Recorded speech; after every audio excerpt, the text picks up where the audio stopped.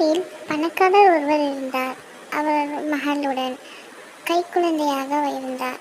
அவள் பெயர் அகன்யா. அவர் தன் மகளை எப்படி பார்த்து கொள்வது என நினைத்து கொண்டிருந்தார்.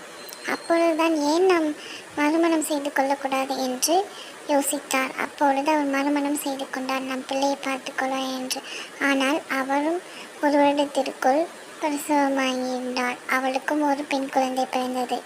என்னதான் இருந்தாலும் சித்தி அல்லவா, அந்த அம்மா வரேன் என்று பால் கொண்டு வந்தாள். ஆனால் அவர் மூத்த குழந்தைக்கு எதுவும் கொண்டு வரவில்லை. அப்பொழுது அங்கு வேலை பார்க்கும் வயதான தாத்தா ஒருவர் அந்த குழந்தையை பார்த்து கொள்வது, குளித்து வைப்பது, பால் கொடுப்பது என்று அந்த குழந்தையை பார்த்து கொண்டார். அதை பொறுக்கவில்லை. ஏனெனில் அவளை வேலை விட்டு சிறிது காலம் வைத்து கொண்டு கொஞ்ச நேரம் கழித்து தூக்கிவிட்டார். அப்போது அவர் கனவு செய்து கொண்டார்.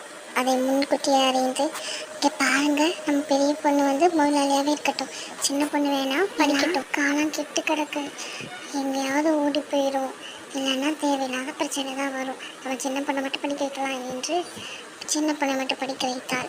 வருடங்களும் கழிந்தன. பார்த்து போயிட்டு வாமா என்று சொன்னான். சரிம்மா. சித்தி, நான் சமைக்கிறதுக்குள்ளே தங்கச்சி போயிட்டா. ஆமாம், நீ சமைச்சு பிடிக்கிறது நான் கேண்டில் வாங்கிக்கிட்டோம். அப்பொழுது அவள் அப்பால் அறையில் சென்ற வயதான காலத்தினால் உடல் நலம் கொஞ்சம் சரியாகவில்லை.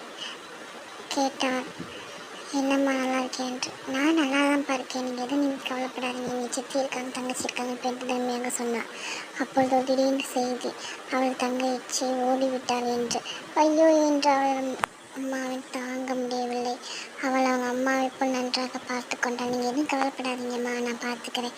போகிற சும்மா போன எல்லாத்தையும் எடுத்துகிட்டு போயிட்டா இன்னும் எப்படி பொழைக்கிறது என்று கஷ்டப்பட்டாள். அது தெரிந்து அவள் தையல் கற்று தையல் மூலம் அத்தியாவசிய செலவினை பார்த்தாள். அப்பொழுது அவள் யோசித்தாள், நம்ம பிள்ளை தானே ஓடி போயிடுச்சு என்று கவலைப்பட்டாள்.